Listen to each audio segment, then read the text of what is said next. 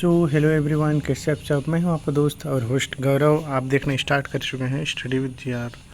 दोस्तों आज हम लोग पढ़ेंगे जो C-TET में आने वाली 2 से 3 नंबर के क्वेश्चन हैं विकार, उसके बारे में हम लोग आज देखेंगे। तो चलिए हम लोग स्टार्ट करते हैं। ये जो विकार है दोस्तों इम्पोर्टेंट है। मैं ऐसे ही छोटा छोटा वीडियोस लाऊंगा, लेकिन इम्पोर्टेंट लाऊंगा जो आपके लिए एग्ज़ाम में हेल्पफुल रहे और वहाँ से क्वेश्चन बने। ऐसे ना कि कोई भी उठा के ले आऊँगा, है ना। छोटा छोटा टॉपिक लाऊंगा अपने वीडियो में, जहाँ से आप लोग को टिक्स के माध्यम से पूरा याद करा सकूँ मैं। ठीक, तो चलो हम लोग विकार को आज देखेंगे। यहाँ से 2 से 3 क्वेश्चन हर साल बनता है और बनता ही है, तो इसको आप लोग देखो और पूरा याद करना, ठीक, मेरे साथ। तो चलो, तो विकार दोस्तों सबसे पहले हम लोग समझ जाते हैं कि विकार होता क्या है। तो विकार दोस्तों जो बच्चों में जो अक्षमताएँ होती हैं, विकार मतलब डिसेबिलिटी बोलेंगे। क्या बोलेंगे? डिसेबिलिटी मतलब बच्चे जो करने में सक्षम नहीं होते रहते हैं, उसी को अक्षमताएं या विकार बोलते हैं। तो सबसे पहले हम लोग ये चीज़ जान लिए कि क्या अक्षमताएं और विकार। ठीक, चलो हम इसको जितने सारे जो मेन जो विकार हैं CDP में है ना, C-TET में जो क्वेश्चन पूछते हैं उसको हम लोग अच्छे से कर लेंगे। चलो हम लोग स्टार्ट करते हैं। तो यहाँ देखो, मैंने चित्र बनाया है और इमेज बनाए हैं ताकि आप लोग माइंड में जो है अच्छे से बैठे। देखना, एकदम अच्छे से बैठाऊंगा मैं, है ना। तो देखो, पहला विकार होगा हम लोग का डिसलेक्सिया। दोस्तों क्या होगा? डिसलेक्सिया। तो डिसलेक्सिया का मतलब होता है दोस्तों पठन संबंधी समस्या। अब देखो, कोई भी पठन संबंधी समस्या हो रही है बच्चे को। इधर आप लोग बच्चे देखो, यहाँ एक बच्चा है, ये देखो, ये किताब को पढ़ रहा है और सर को पकड़ा हुआ है हाथ में, मतलब उसको पढ़ने में जो है समस्या आ रही है। तो पढ़ने में अगर कोई समस्या आए ना दोस्तों, तो उसको बोलते हैं हम लोग डिसलेक्सिया। क्या बोलेंगे दोस्तों? डिसलेक्सिया। ठीक, याद रखना, ये सिंपल चीज़ है, इसको कोई ट्रिक नहीं, सिंपल तरीके से हम लोग याद कर सकते हैं। पठन संबंधी कोई भी समस्या हो उसको डिसलेक्सिया बोलेंगे। नेक्स्ट देखेंगे, यहाँ देखो, बस आप लोग को ध्यान से वीडियो को देखना है और मैं जो बनाया हूँ उसको आप लोग को अच्छे से देखना है। अब देखो, सेकंड में आ गया हमारा डिसकैलकुलिया। देखो क्या दोस्तों? डिसकैलकुलिया। और डिसकैलकुलिया का जो मतलब होता है दोस्तों गणना संबंधी समस्या। ठीक, गणना संबंधी समस्या। हम देखें पहले में डिसलेक्सिया, वो जो है पढ़ने के संबंधित जो समस्या होता है उसको हम लोग डिसलेक्सिया बोलते हैं।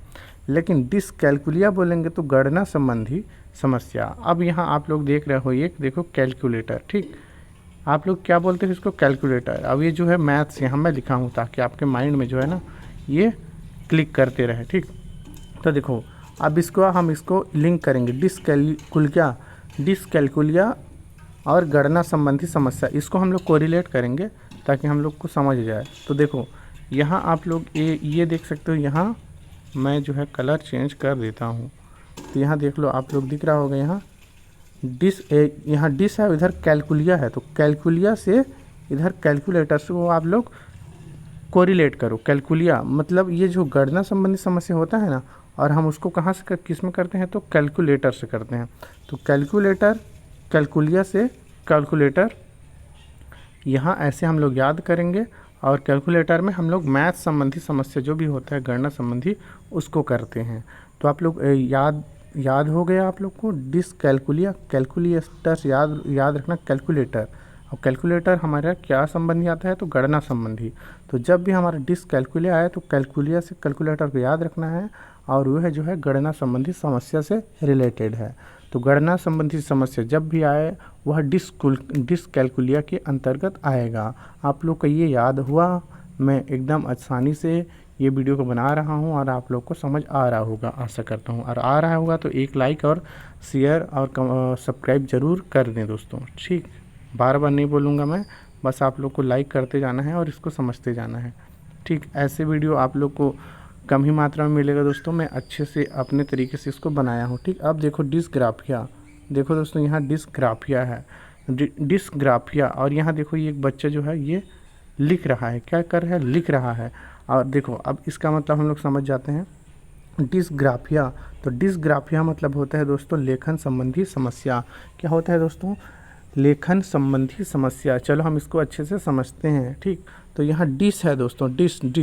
ठीक, डिस। और इधर ग्राफ है, ग्राफ से याद रखना दोस्तों, ये ग्राफ से ऐसे याद रखना, ग्राफ किसको करते हैं, ग्राफ हम जब लिखते हैं उसी में बनाते हैं ना ग्राफ।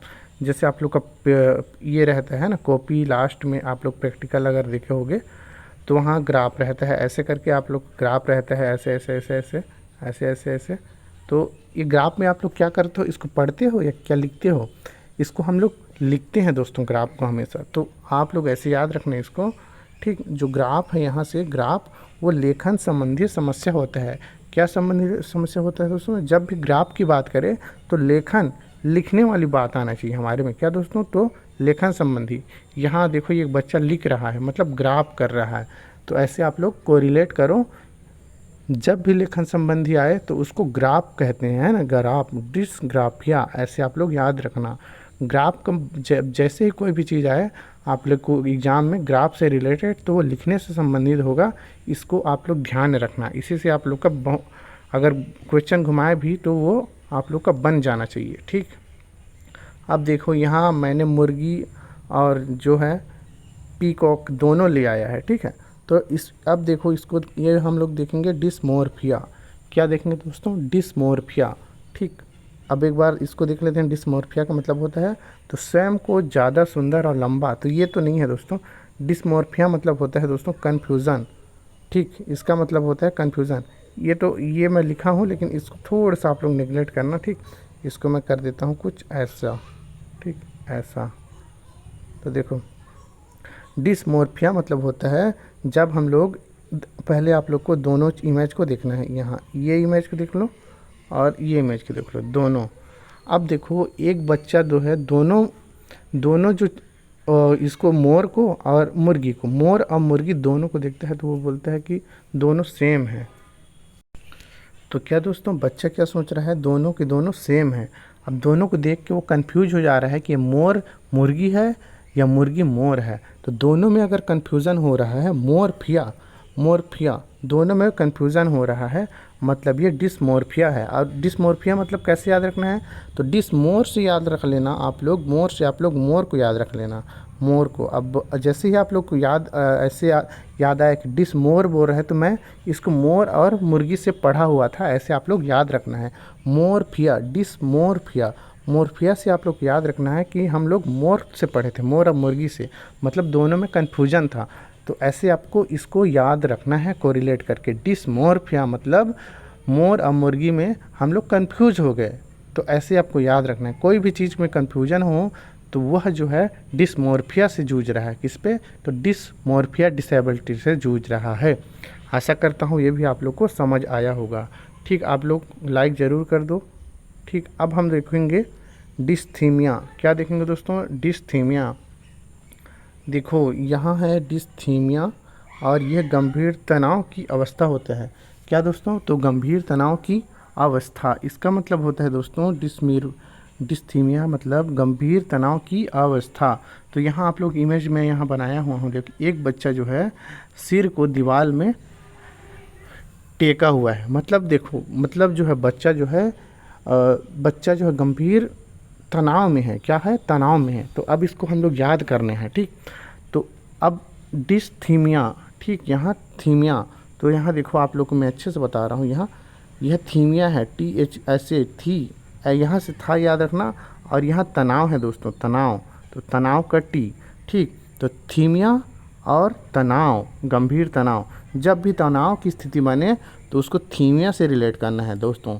तो थीमिया और T, टेंशन, टेंशन, तनाव मीन्स टेंशन होता है ना, जब भी टेंशन वाली बात हो, थीमिया है वो, क्या होगा, थीमिया। तो ऐसे आप लोग को कोरिलेट करना है, मैं बस तरीका बता रहा हूँ जैसे आप लोग को याद आ सके। तो डिस्थीमिया मीन्स होगा गंभीर तनाव की अवस्था। आप लोग अच्छे से इसको समझ गए होंगे, आशा करता हूँ। तो चलिए दोस्तों, हम लोग अगर आप लोग इसको पढ़ लिए, समझ लिए, तो आगे बढ़ जाते हैं, ठीक। और क्या आता है हमारे में, तो आता है जो दोस्तों एलेक्सिया। दोस्तों क्या आता है, एलेक्सिया, ठीक। तो एलेक्सिया, देखो एलेक्सिया सीखने में अक्षमता, ठीक। यहाँ थोड़ा मैं जूम वो कर देता हूँ, जूम कम, ताकि आप लोग को जो मैं इमेज बनाया हूँ उसको दिख सके, ठीक। यहाँ ऐसे याद रखना आप लोग। अब देखो हम लोग पढ़ते हैं एलेक्सिया, तो देखो हम लोग डिसलेक्सिया पढ़े थे जिसमें पढ़ने संबंधी समस्या आया था। एलेक्सिया मतलब होता है सीखने संबंधित। बच्चा जो है स्कूल जाता है और कोई भी ना वो खेल में अच्छा कर पा रहा है, ना पढ़ाई कर पा रहा है, ना कुछ भी, हर चीज़ में वो जो है वो मतलब अच्छे से सीख नहीं पा रहा है, मतलब सीखने में अक्षमता ऐसे आ रहा है उसमें परेशानी, तो उसको बोलेंगे हम लोग एलेक्सिया। ठीक, एलेक्सिया। तो ये इसका एक डिटेल इधर है, हम लोग पढ़ लेते हैं। मस्तिष्क में किसी प्रकार की क्षति के कारण पढ़ने में अक्षमता को एलेक्सिया कहा जाता है। तो देखो यहाँ मस्तिष्क देख लो, यहाँ आप लोग ये देखो यहाँ डंबल उठा रहा है ये, तो ऐसा कुछ आप लोग को इमेज का है। इमेज इसलिए क्योंकि आप लोग को माइंड में क्लिक करे। एलेक्सिया जैसे सुनो तो याद रखना, मस्तिष्क से जो संबंधित समस्या हो, हम लोग को सीखने में कोई भी कारण, जो देखो मानसिक रूप से कमज़ोर रहता है जिसका कि वो थोड़ा धीरे से सीख पाता है, इसी को एलेक्सिया हम लोग मान सकते हैं। ठीक है, तो एलेक्सिया का मतलब होता है मस्तिष्क में किसी भी प्रकार की क्षति के कारण पढ़ने में अक्षमता हो, उसको एलेक्सिया कहा जाता है। ठीक, आशा करता हूँ ये भी आप लोग को समझ आया होगा। चलो हम लोग आगे देखते हैं अफेजिया। देखो यहाँ हमारा अफेजिया है दोस्तों। ठीक, अफेजिया को हम लोग देख लेते हैं। यहाँ अफेजिया क्या होता है, तो अफेजिया, तो इससे पीड़ित छात्र मौखिक रूप से सीखने एवं अपने विचारों को अभिव्यक्ति प्रदान करने में कठिनाई अनुभव करता है। ठीक, क्या दोस्तों, अनुभव जो है ना, मौखिक रूप से वो बोल नहीं पाता। अफेजिया। ठीक, यहाँ से आप लोग याद रखना अफेजिया, मतलब ऐसे याद रख सकते हो इसको अफेजिया से। फेज, यहाँ फेज मतलब फेस से याद रखना। फेस मतलब किसी को फेस नहीं कर पाता है ना, अभी अपना जो बात है, मन का विचार है, उसको अभिव्यक्त नहीं कर पाता, किसी के सामने जो है अभिव्यक्त नहीं करेगा, उसी को अफेजिया बोलेंगे। ठीक, तो इसको आप लोग याद रखना। ठीक, ये थोड़ा सा इसके लिए कोरिलेट थोड़ा सा अच्छे से नहीं बन पाया, लेकिन इसको आप लोग को समझ के याद रखना है। ठीक, चलो हम लोग अब देख लेते हैं। जितने भी समस्या आएंगे हम लोग को उसको देख ही लेना है, ताकि हमारा कोई भी डिसेबिलिटी क्वेश्चन पूछे तो उसको हमारा बनना चाहिए। ठीक है, मैं इमेज लाया हूँ ताकि आप लोग को समझ आता रहे। ठीक, चलो हम लोग अब देखेंगे डिस्प्रेक्सिया। तो डिस्प्रेक्सिया है दोस्तों, और ये है जो है गतिक संबंधी समस्या है।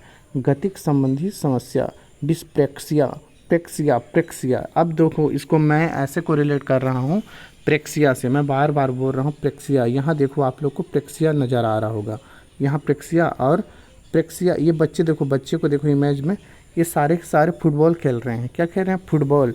मतलब कि अब देखो, अब हम कोई भी मैच खेलते हैं, जैसे क्रिकेट हो गया, फुटबॉल हो गया, या डांस हो गया, या कुछ भी हम लोग करते हैं, या एग्ज़ाम लिखते हैं या तैयारी करते हैं एग्ज़ाम के लिए, तो हम उसके लिए प्रैक्टिस करते हैं पहले, है ना। तो प्रैक्टिस करते हैं, तो प्रैक्टिस से याद रखना फुटबॉल खेल रहे हैं, खेल से संबंधित जोड़ना। ठीक है, देखो जैसे बच्चा यहाँ खेल रहा है तो ये गतिक तरीके से कर रहा है ना, गतिक कौशल। यहाँ क्या हो रहा है, बच्चे का गतिक कौशल हो रहा है। प्रेक्स से ऐसे को रिलेट करो प्रैक्टिस से अगर रिलेट करोगे तो यहाँ फुटबॉल में जो है बच्चे लोग प्रैक्टिस कर रहे हैं, मतलब गतिक कौशल कर रहे हैं। तो जब भी गतिक कौशल की समस्या वाली आता है तो डिस्प्रेक्सिया प्रैक्टिस से याद रखना। गतिक अब देखो गति का है तो हम लोग प्रैक्टिस करेंगे, ऐसे आप लोग को कोरिलेट करना है। जहाँ मैं जो आप लोग को लाया हूँ ताकि आप लोग को जो है अच्छे से दिमाग में क्लिक कर जाए, माइंड में बस जाए। ठीक है, तो बच्चे जो है यहाँ फुटबॉल का प्रैक्टिस कर रहे हैं, तो ऐसे याद रख सकते हो आप लोग डिस्प्रेक्सिया मतलब बच्चे गतिक कौशल संबंधी समस्या हो रहा है यहाँ। ठीक, कोई बच्चा अगर इसको काम नहीं कर पा रहा है तो वही जो है गतिक कौशल संबंधी समस्या है। अगर बच्चा कोई डांस नहीं कर पा रहा है, या अगर कोई बच्चा अच्छे से खेल नहीं पा रहा है, दौड़ नहीं पा रहा है, तो वो जो है गतिक कौशल संबंधी से जूझ रहा है, और उसको हम लोग क्या बोलेंगे, तो डिस्प्रेक्सिया। ठीक, याद रखो प्रैक्टिस से। ठीक है, आशा करता हूँ ये भी आप लोग को समझ आया होगा। अब हम लोग देख लेते हैं लास्ट। ठीक, तो ये हमारा लास्ट डिस्फेजिया है दोस्तों, डिस्फेजिया। ठीक, तो मैं ऊपर में एक फेस वाला बताया था, उसी से रिलेटेड ये भी है। तो देखो यहाँ दोनों जने हम लोग बात कर रहे हैं। ठीक, यहाँ देखो दो गर्ल्स हैं छोटे छोटे, ये लोग एक दूसरे से बात कर रहे हैं, मतलब एक दूसरे से अच्छे से बात कर रहे हैं।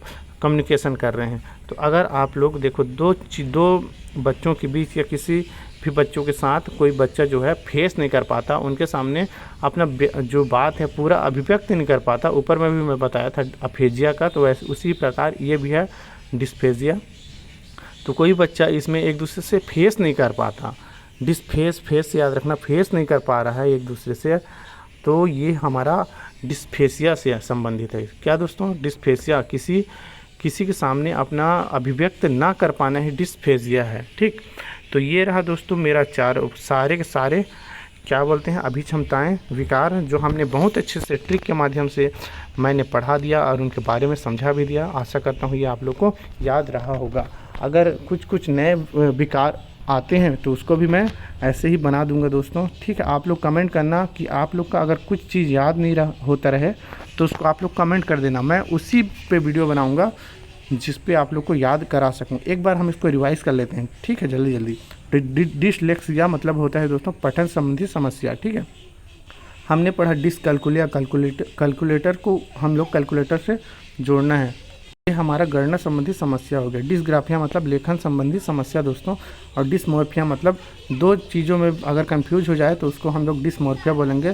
तनाव की अवस्था में थीमिया और तनाव टी से हम लोग याद करेंगे, थीमिया और टेंशन से, तो डिसथीमिया मतलब गंभीर तनाव की अवस्था होता है। ठीक, उसके बाद हम एलेक्सिया पढ़े, माइंड में जो अक्षमता होती है उसको एलेक्सिया। अफेजिया जो मौखिक रूप से अभिव्यक्त नहीं कर पाता उसको अफेजिया। और डिस्प्रेसिया गतिक कौशल संबंधी जो समस्या होता है डिस्प्रेसिया बोलेंगे।